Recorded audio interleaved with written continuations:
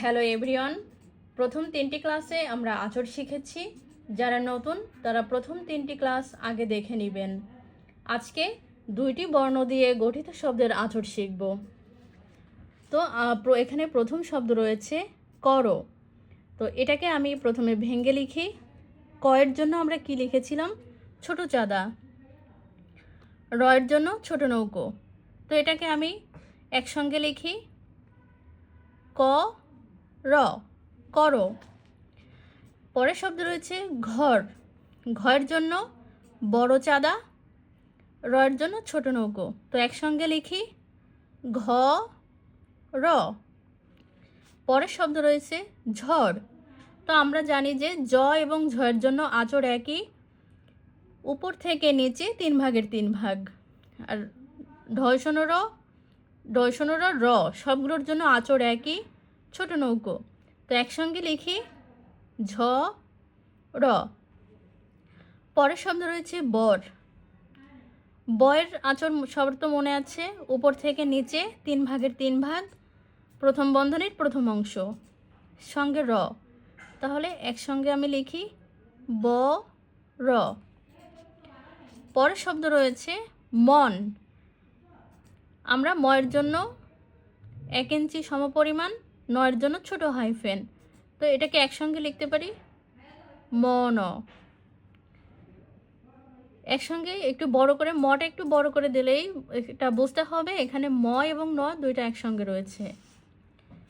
পরবর্তীতে শব্দ রয়েছে ফল। ফয়ের জন্য আমরা আঁচড় শিখেছি, প্রথম বন্ধনীর দ্বিতীয় অংশ, 3 ভাগের 2 ভাগ, লয়ের জন্য বড় নৌকো। তো এটাকে একসঙ্গে লিখি, ফ ল। পরের শব্দ রয়েছে ধর। দ এবং ধয়ের জন্য নিচ থেকে উপরে 3 ভাগের 3 ভাগ, রয়ের জন্য ছোট নৌকো। চলো।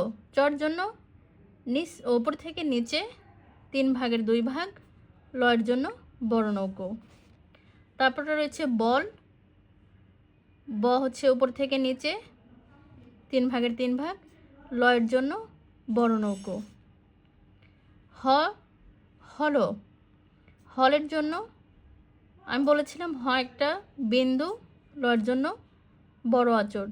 তো এটা এভাবে লেখা যায়, আবার অনেক সময় এভাবেও লেখা যায়। এটা দ্বারাও বোঝায়।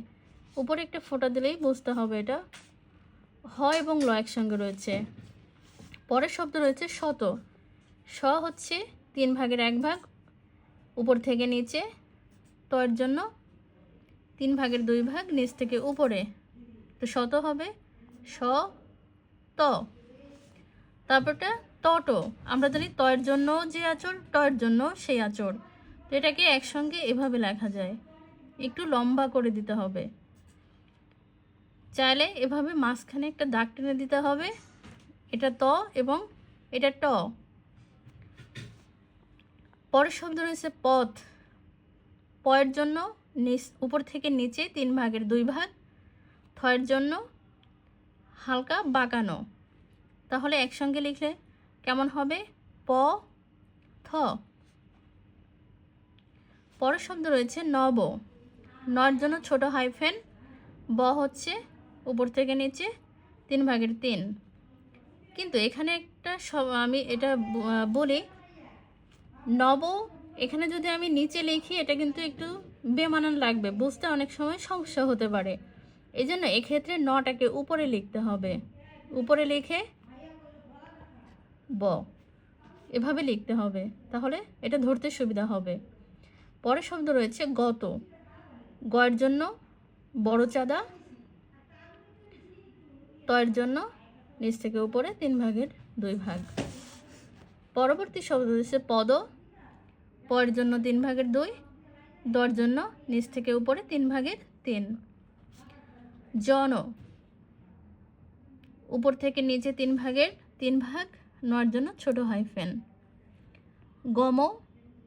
বড় চাঁদা, ময়ের জন্য 1 ইঞ্চি সমপরিমাণ রেখা।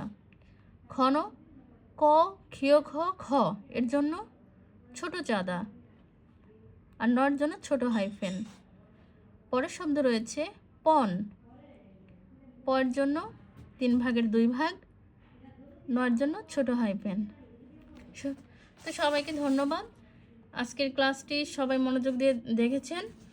সবাই ক্লাসটি করে নিচে যে হোমওয়ার্কগুলো আমি লিখে দিয়েছি নিজে করুন।